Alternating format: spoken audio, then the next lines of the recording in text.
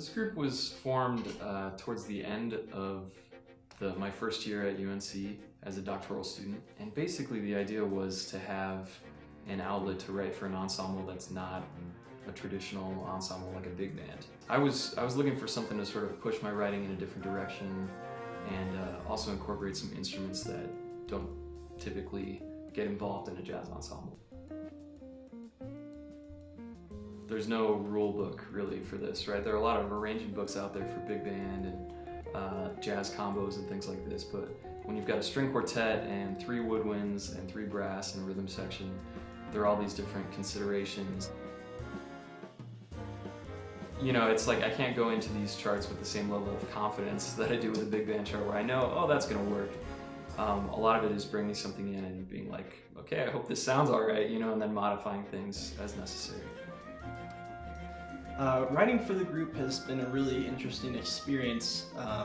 It's really opened up my ears to things I don't normally think about when writing for a big band. We kind of have these conventions that we like to follow for writing for a big band, so it's very easy to figure out what instruments you're going to have doing certain things. With this group, it was kind of like totally rethinking that and having to think more about what does this instrument sound like in this register, how is this going to work in the chord, things like that. It's pretty interesting to write for this group because, you know, it's a good challenge, you know, to work with instruments that jazz musicians and jazz composers don't necessarily work with as much, you know, all the strings, flute and clarinet, French horn, that kind of stuff. So it's really interesting to, you know, go in and talk with string folks and say, hey, can you guys play this? Or, you know, what would it sound like if we did this? You know, like what are the craziest sounds you can make on your instrument? You know, just when, you know, I'm a jazz pianist and I don't really, it's not like I'm in an orchestra rehearsal all day, you know. Soloing in this group has been a very rewarding and interesting challenge. It puts me in a situation where I have to address those vibes in the way that I solo, so I can't just play like I would in a you know, jazz quartet. How am I linking up with the string quartet sound? How am I linking up with the sounds the flute and the oboe are making right now? It makes me hear things completely differently.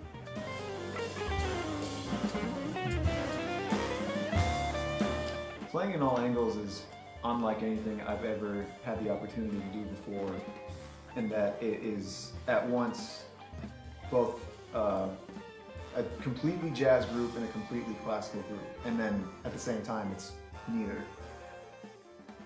I think this group opens up a lot of new sound for me to explore, and I really appreciate the encouragement to go wild on exploring all these different techniques.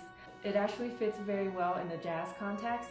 I think it adds a little bit of sassiness on top of the regular jazz big band that you would hear. When we're preparing a new piece or preparing for a performance, an upcoming performance or something like that, the questions that the string players will have about the music or the suggestions that the string players will have about the music will be completely different from anything that I would have thought of myself, because they're coming from a completely different background. And in that way, it's been very enriching to my artistic sensibility, just because I'm seeing music from a side that I hadn't seen it from before. In All Angles, I think it works a little differently, that we're aiming toward the highest fine standard in jazz. That is a lot of improvisation, but in a few takes you have to get it to like almost like a great composed storytelling. On a recorded album in a nice studio like the one at University of Northern Colorado, you know, we'll be able to hear every note of the music, and it's really exciting to be able to have that like neat mixed down product, and I'm just excited to share the music with everyone. Greg Weiss wrote some amazing pieces, some great music by Tom Amend, and maybe most exciting of all is that we're recording with Alex Sipiagin, who's just a total monster on the trumpet and really, I think, brings everything up to the next level. He was the guest artist for the UNC trumpet festival, and as soon as I found out that he would be the guest artist, I immediately emailed Mike Conrad and said, hey, this guy's coming to town.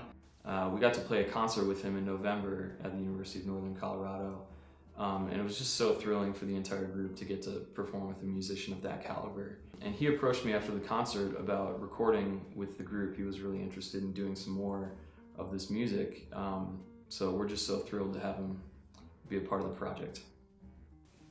I came and I have such a great time, and I performed with this ensemble, with this quintet directed by Michael Conrad, and shortly after our performance he's got a brilliant idea, why don't we record this project?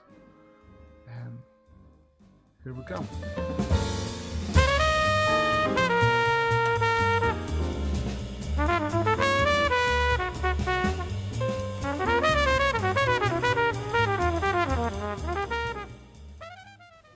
It's a small band mentality with a large orchestra sound.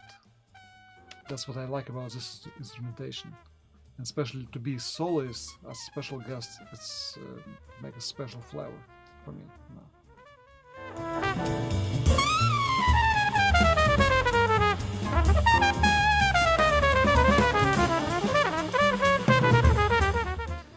Well, this is absolutely amazing team.